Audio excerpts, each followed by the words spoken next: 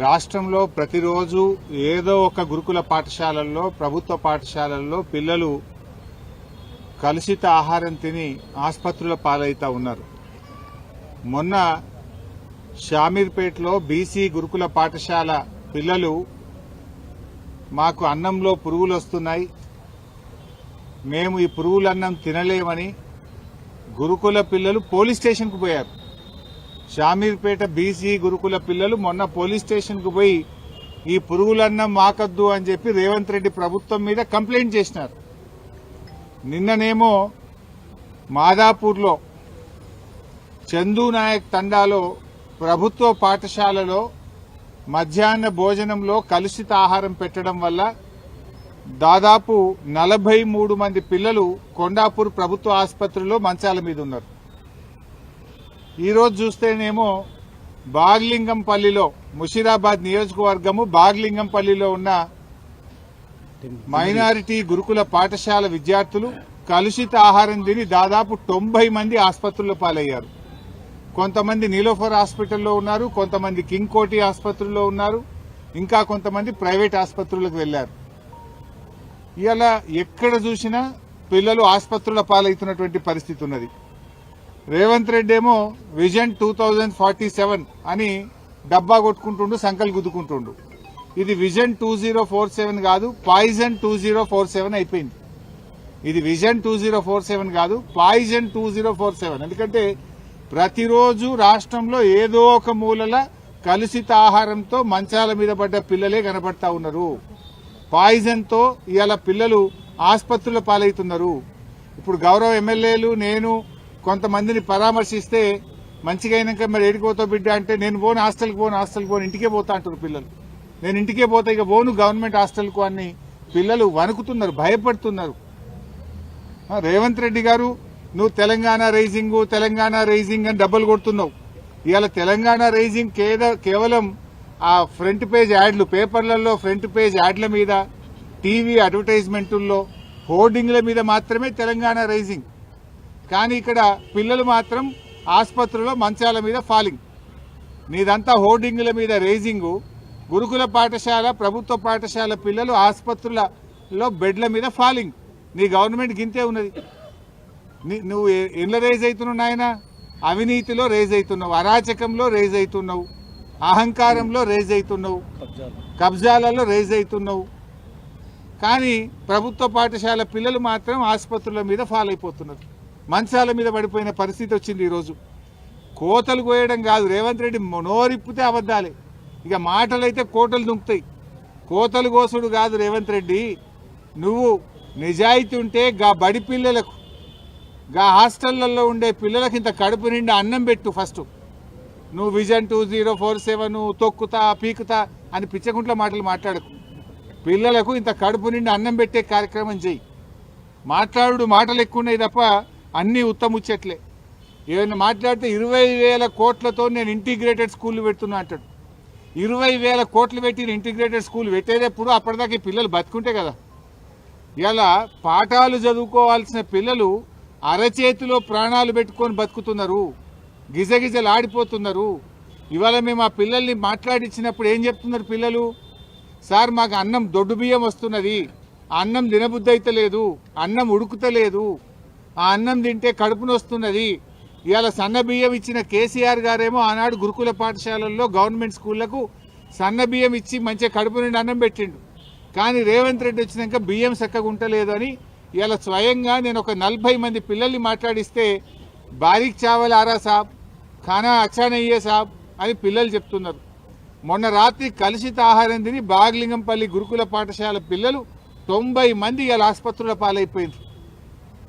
90 మంది పిల్లలు ఆసుపత్రుల పాలైతే ఈ రాష్ట్రంలో ఒక్క మంత్రికి కానీ ఈ ముఖ్యమంత్రికి కనీసం చీమ కుట్టినట్లేదు. ఒక్కరు కూడా వచ్చి పరామర్శించింది లేదు ఇప్పటిదాకా.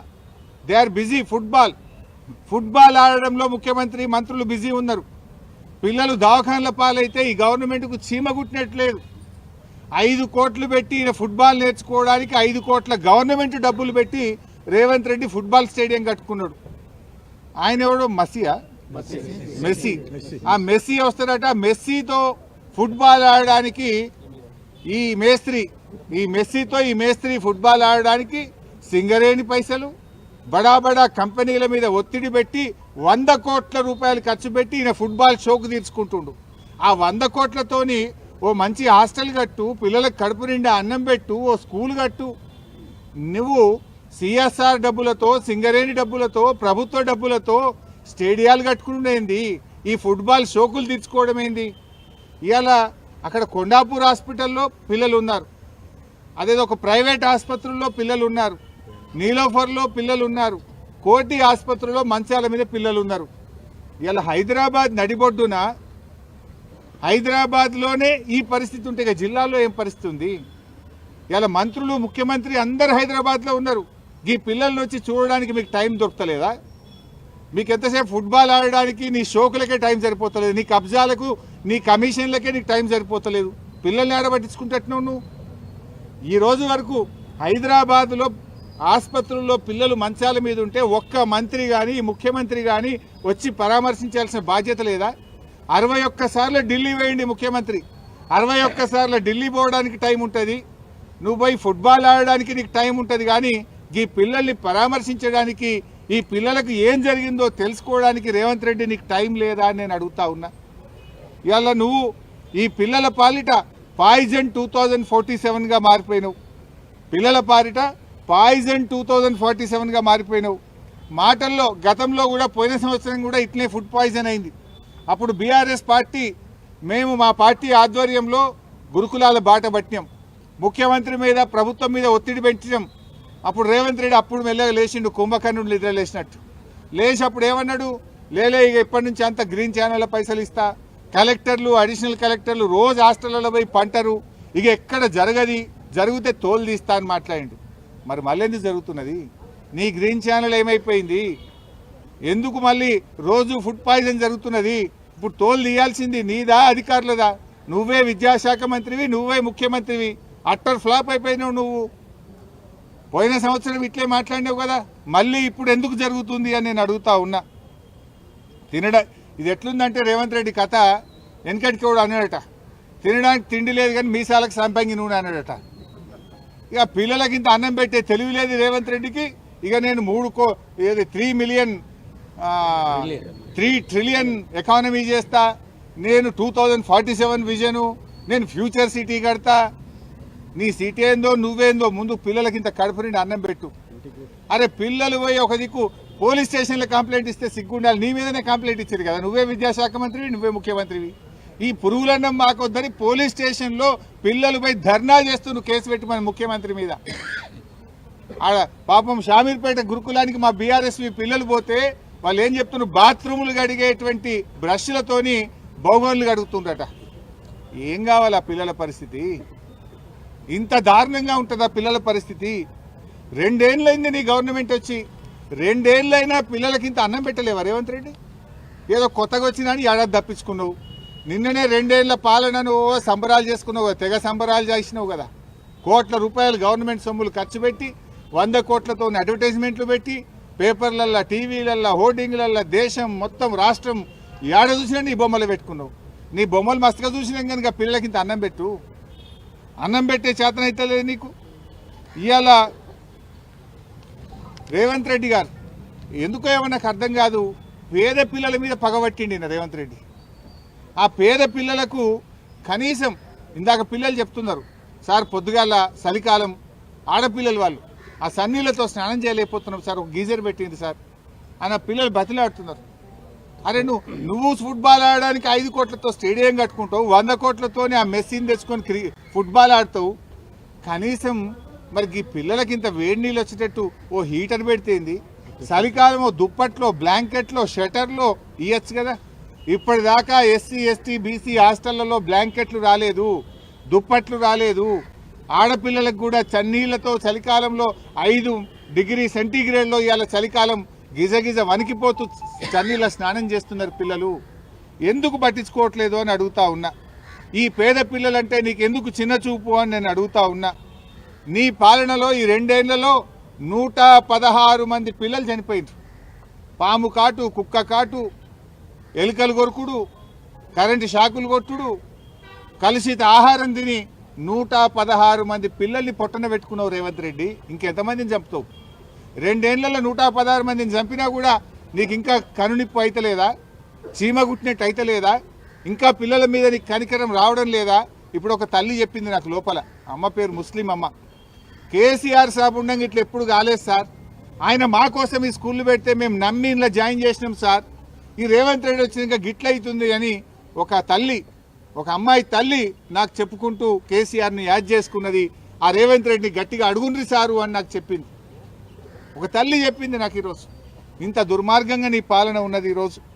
ఇవాళ నీది ఎంతసేపు కమిషన్ల గొప్పలే, నీది విద్యా కమిషన్ అని వేసినావు. ఓ విద్యా కమిషన్ పీక్తుంది పొడుస్తుంది, ఇక నేను మొత్తం మారుస్తాను. విద్యా కమిషన్ రిపోర్ట్ ఇచ్చి ఏడాది అయింది, ఎక్కడ పోయింది? చెత్తపుట్టలు పడేసినావా? విద్యా కమిషన్ రిపోర్ట్ ఎందుకు అమలు చేయట్లేదో నువ్వు ప్రజలకు సమాధానం చెప్పాలని చెప్పి కూడా నేను ఈరోజు అడుగుతా ఉన్నా. ఉస్మానియా యూనివర్సిటీకి పోయిండు మొన్న రేవంత్ రెడ్డి, ఏం మాట్లాడిండు? పేదవాడి మనసు చదువుతా అంటుండు. పేదవాడి మనసు చదువు పనిచేస్తాను. మరి పిల్లల మనసు అర్థమైతలేదా నీకు? ఈ పిల్లలు పురుగులన్నం మాకొద్దు అని పోలీస్ స్టేషన్ పోయినరు, పురుగులన్నం మాకొద్దు అని జాతీయ రహదారి మీద రోడ్డు మీద కూర్చొని ధర్నాలు చేస్తున్నారు. పురుగులన్నం తిని ఆసుపత్రుల పాలైతే ఈ పిల్లల మనసు నీకు చదువుతలేవా? నువ్వు కనబడతలేదా? నీకు వినబడతలేదా రేవంత్ రెడ్డి అని అడుగుతున్నా. డైలాగులు కొట్టుడు కాదు, చేతనైతే పని చేసి చూపి. ఆయన రాహుల్ గాంధీ ఉన్నాడు, అప్పుడు వచ్చిండు, ఇక మేము ఉద్ధరిస్తామని ఆటోలో కూర్చొని తిరిగిండు. ఆటోలలో అందరు కాంగ్రెస్ పార్టీ కోటేయండి అన్నాడు. అశోక్ నగర్కి పోయి మీరు పిల్లలంతా ఉద్యోగాలు ఇవ్వండి, మీకు నౌకర్లు ఇస్తా అని మాట్లాడిండు. ఇక మస్తు మాట్లాడిండు. 6 గ్యారంటీలకు నాది జిమ్మేదారు అన్నాడు. ఇవాళ ఎటువంటి ఆయన రాహుల్ గాంధీ? ఇవాళ ఈ రాష్ట్రంలో దాదాపు 200-300 మంది రైతులు చనిపోతే రాహుల్ గాంధీ రాడు. ఈ రాష్ట్రంలో 160 మంది ఆటో డ్రైవర్లు చనిపోతే రాహుల్ గాంధీ రాడు. 116 మంది విద్యార్థులు చనిపోతే రాహుల్ గాంధీ రాడు. 42% బీసీలకు రిజర్వేషన్ ఇవ్వకపోతే పోరాటాలు జరిగితే రాహుల్ గాంధీ రాడు. కానీ రేవంత్ రెడ్డి ఫుట్బాల్ ఆడితే చూడనీకి వస్తాడు ఢిల్లీకి వెళ్ళి. వా రాహుల్ గాంధీ నీతి, నువ్వు ఎంత గొప్పనివే. ఓట్ల ముందు మాత్రం ఆటోలు ఎక్కుతావు, లైబ్రరీలు తిరుగుతావు, రైతుల కోసం వరంగల్కి వచ్చి డిక్లరేషన్ పెడతావు. ఇప్పుడు రైతులు చేస్తే రావు, పిల్లలు చేస్తే రావు, ఆటో డ్రైవర్లు చేస్తే రావు, పిల్లలు రోడ్డు ఎక్కితే పట్టించుకోవు. రేవంత్ రెడ్డి ఫుట్బాల్ ఆడితే చూడనీకి వస్తుండు రాహుల్ గాంధీ. ఇది కాంగ్రెస్ పార్టీ విధానం. దీన్ని బట్టి అర్థం చేసుకోవచ్చు కాంగ్రెస్ పార్టీకి పేదలంటే, ప్రజలంటే ఏ పార్టీ చిత్తశుద్ధి ఉన్నదో అర్థమవుతుంది. ఓడదాటేదాకా ఓడమల్లప్ప, ఓడదాటినాక బోడమల్లప్ప అన్నట్టున్నది. ఎలక్షన్ల ముందు అన్ని ఆటోలు ఎక్కిండ్రు, రైతుల చుట్టూ తిరిగిండ్రు, పిల్లల చుట్టూ తిరిగిండ్రు, కాళ్ళల్లో మొక్కిండ్రు, చేతులలో పట్టిండ్రు, హామీలు ఇచ్చిండ్రు, గ్యారంటీలు ఇచ్చిండ్రు, బాండ్ పేపర్లు ఇచ్చిండ్రు, ఫుల్ పేజ్ యాడ్లు ఇచ్చిండ్రు, టీవీల ముందు గొప్ప గొప్పగా అరచేతిలో వైకంఠం చూపించిండ్రు. గెలిచి 2 ఏళ్ళు అయింది. ప్రజల్ని ఇలా గుండెల మీద అంతా ఉన్నారు. ఎక్కడ ఎందుకు రాడు రాహుల్ గాంధీ? రాహుల్ గాంధీ నువ్వు రేవంత్ రెడ్డిని ఏమైందా అని 2 లక్షల ఉద్యోగాలను ఎందుకు అడగవు? అవ్వా తాతకు 4000 పింఛన్ ఏమైందని ఎందుకు అడగవు? అక్కా చెల్లెలకు 2500 మహాలక్ష్మి గురించి ఎందుకు అడగవు? పిల్లలు గురుకుల పాఠశాలల్లో పాపం పురుగులన్నం తిని ఆగమైతుంటే అన్నం పెట్టే తెలివి లేదా రేవంత్ రెడ్డి అని అడగవా నువ్వు? ఆయన పిలుస్తాడట, ఈయన ఉరికొస్తాడట, స్పెషల్ ఫ్లైట్లు. ఇక రేవంత్ రెడ్డి ఆడే ఫుట్బాల్ చూడడానికి ఆయన ప్రత్యేక విమానం వేసుకొని ఢిల్లీకి వెళ్ళి వచ్చి రాహుల్ గాంధీ గారు రేవంత్ ఆటను చూసి ఆయన పరితపిస్తాడట. అయ్యా రాహుల్ గాంధీ గారు, రేవంత్ ఆట చూస్తావో ఏం చేస్తావో నీ ఇష్టం. ఈ పిల్లలు వచ్చి చూడు, కోటిలో నీలఫోర్లో ఉన్న పిల్లలు వచ్చి నీ రేవంత్ పాలనలో కడుపు నొప్పితో, పురుగులన్నంతో, కలుషిత ఆహారంతో ఆ పిల్లల్లో కన్నీళ్లను చూడు రాహుల్ గాంధీ. నీ రేవంత్ రెడ్డి పాలన ఎంత అధ్వాన్నంగా, ఎంత దరిద్రంగా ఉందో మేం చెప్పుడు కాదు. ఆ నీలోఫర్ ఆసుపత్రిలో, కింగ్ కోటి ఆసుపత్రిలో ఉన్న పిల్లల తల్లిదండ్రులతో మాట్లాడు, పిల్లలతో మాట్లాడు రాహుల్ గాంధీ. నీకు మనసు ఉంటే, నీకు చిత్తశుద్ధి ఉంటే, నువ్వు ఒక ప్రతిపక్ష నాయకుడివైతే ఈ పిల్లల బాధలు విను. ఇకనైనా పురుగులన్నం చాలించండి, పిల్లలకు కడుపు నిండా ఇంత అన్నం పెట్టండి, పిల్లల ఆరోగ్యాన్ని కాపాడండి. రేవంత్ పాలనలో పిల్లలు ఏమంటున్నారంటే, ఇక నేను నీ గురుకుల పాఠశాలకు, నేను ఇంటికే పోతా అంటున్నాను. అంటే గురుకుల పాఠశాలల ప్రతిష్ట దెబ్బతీస్తున్నావు, ప్రభుత్వ పాఠశాలల ప్రతిష్ట దెబ్బతీస్తున్నావు. పిల్లలు గురుకులాలకు పోవాలంటే భయపడే రోజులు వచ్చినాయి నీ కాలంలో. సిగ్గుతో తలదించుకో. ఏ మొహం పెట్టుకొని ఫుట్బాల్ షోకులు పెట్టుకుంటున్నావు నువ్వు? పిల్లలు దవాఖానలలో పడితే నీ మంత్రి రాడు, నువ్వు రాడు, నీకు టైం దొరకది. నువ్వు ఫుట్బాల్ కోసం ప్రాక్టీస్ చేస్తున్నావు నువ్వు. వీడికి వస్తే అల్ట్రాసౌండ్ చేయలే పిల్లలకు. నిన్నటి నుంచి ఒక అమ్మాయి కడుపు నొప్పితో ఏడుస్తుంటే అల్ట్రాసౌండ్ చేయలే ఇప్పటిదాకా. ఏమైందా అల్ట్రాసౌండ్ చేయలేదంటే, అల్ట్రాసౌండ్ మధ్యాహ్నం 2 గంటల దాకానే చేస్తాం సార్, మధ్యాహ్నం 2 తర్వాతనే వస్తుంది అన్నది కడుపు, అందుకే రాత్రి అల్ట్రాసౌండ్ మా దగ్గర ఉండదు సార్, మధ్యాహ్నం 2 బజే అల్ట్రాసౌండ్ బంద్ అంటుండు సూపరింటెండెంట్. ఇక సిటీ స్కాన్ దగ్గర పోయినా, సిటీ స్కాన్కు పేద తాళం వేసి పెట్టిరు కింగ్ కోటి ఆసుపత్రిలో. ఆనాడు వైద్య ఆరోగ్య శాఖ మంత్రిగా కేసీఆర్ గారు ముఖ్యమంత్రిగా వారి డైరెక్షన్లో నేను ఇక్కడ సిటీ స్కాన్ పెట్టించిన. పరిస్థితి ఏంటంటే, మేము పెట్టిన సిటీ స్కాన్ నడపశాతం ఇంతలేదు గవర్నమెంట్కు. 6 నెలలు అయిందట తాళం వేసి సిటీ స్కాన్కు. ఏమైందా సూపరింటెండెంట్ గారు అంటే, టెక్నీషియన్ లీవ్ పెట్టిపోయింది సార్, టెక్నీషియన్ పోతే ఇంకో టెక్నీషియన్ తెచ్చుకోవా? 6 నెలలకెళ్ళి సిటీ స్కాన్ పనిచేయకపోతే పేదల పరిస్థితి ఏంది? పేదలు ప్రైవేట్లో పోయి సిటీ స్కాన్ చేయాలంటే 4,000 5,000 ఖర్చు అయింది కదా. 6 నెలలకెళ్ళి సిటీ స్కాన్ రూమ్కు తాళమేసి పెట్టిందంటే ఈ పాలన ఎట్లా ఉందో మనం అర్థం చేసుకోవచ్చు. సో ఏది ఏమైనా ఇప్పటికైనా ప్రభుత్వాన్ని, రాహుల్ గాంధీని కోరుతున్నాం, రాహుల్ గాంధీ ఫుట్బాల్ చూసుడు కాదు, ఈ పిల్లల్ని చూడొచ్చి కోటిలో నీలఫర్లో ఉన్న పిల్లల కడుపు నొప్పితో బాధపడుతున్న పిల్లల్ని చూడు, కనికరం చూపు, రేవంత్ రెడ్డికి డైరెక్షన్ ఇచ్చి ఇలాంటి పునరావృతం కాకుండా చేయాలని చెప్పి డిమాండ్ చేస్తున్నాం.